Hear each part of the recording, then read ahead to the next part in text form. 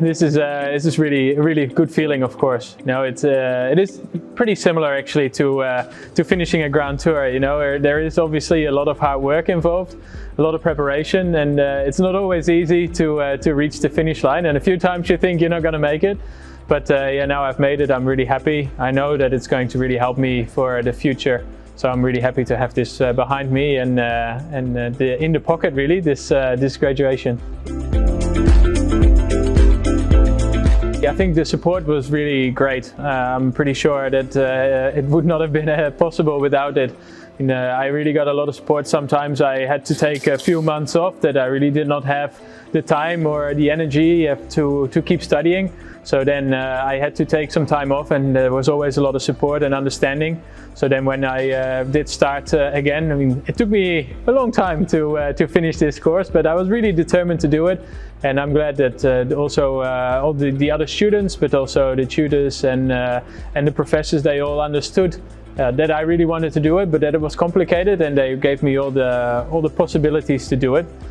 And your other question about the other students, it was really nice to be there with other athletes. I met some really nice other people. You know, I still have some friendships from it. So I've been going to watch basketball with one of the other students, and I've been able to follow handball on TV. So yeah, it's a good experience. It's almost necessary, I think, as a professional athlete to start thinking about what's going to happen afterwards. There's so many athletes that are just really focused on the sporting career, and it makes sense. I mean, it's something hard. You have to put a lot of effort and time into it to reach your goals, but then I think it's not the end. You know, after you stop from your sport, there is more to come. You really need to work, you know, even if you don't need it financially, you will need it just to feel fulfillment in your life. And if you have something like this behind it, and I mean, as hard as it seems, there's always time to study. There's always time to develop personally. And I think it's really, really important to think about that. And I think for me, it worked really well, where I managed to combine my final years, and I could really kickstart my career after cycling and after the sport. The accident was terrible. It was really tough to deal with, and the moment of retirement was the right moment. I was ready to stop. I was already in conversations, far conversations with the team to go into the management, the position that I'm now filling. And it was a hard moment, of course, to have to retire that way, but it was definitely the right moment. I was finished with cycling. You know, in my head I could feel that I could not put into the sport anymore what I could in the past, and then it's really time to move on. Yes, for sure. Now, for me, I had a real clear career path. I knew what I wanted to do. Of course, I left a few options open for myself, but I knew more or less that I wanted to go into management. And this is also why I tried to find the accommodating study to really help me for the future. And yeah, this study, sport management, this master was really what I was looking for. And I think it also really helped me get this job. So I had it really mapped out already in my mind. And as I said before, it took a lot of effort, but it was something that I really wanted to do, and I'm happy I did.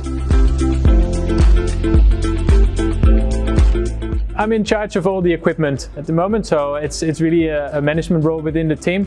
But because Trek, the bike brand, they own the team, and the team is really used as a factory racing team. So all the new equipment, all the new bikes, all the new helmets, shoes, you name it, wheels, everything, they always have tested with the team. So I can really combine my experience as a pro cyclist with all the equipment that I used in the past. Also with the management role and making sure that everything gets tested properly and gets introduced properly within the team and within professional cycling. So that's really exciting part of it. And the other side of that is just to really make the team better, get better support in the team, do more wind tunnel tests, get better time trial suits, get faster equipment. So all that's combined makes it a perfect role for me at the moment.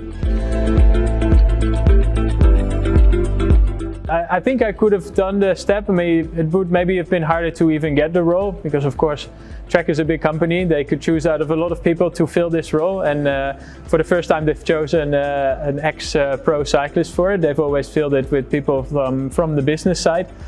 So for me it was I think important to have this behind me to even get the role, but also it really helped me, even if it's just with making a budget or the leadership. What I learned in the study is what really helped me already now in the role itself. Of course, it works really well for me also, but now I'm a big fan of Johan. I had the honor of meeting him one time also when actually the Tour de France was in Barcelona. We finished here on the top of Montjuic, and I met him here, and it was a big honor for me. Of course, as a Dutch person, he's a big hero, but for me especially. And I believe in a lot what he says, and his name being combined with the study also really helps. But it's great that things like this exist for professional athletes and for people in sport already, where you're able to combine it. Like a normal study would have been a lot harder, but this Johan Cruyff Institute, which really facilitates this kind of thing for athletes, is something that makes a huge difference.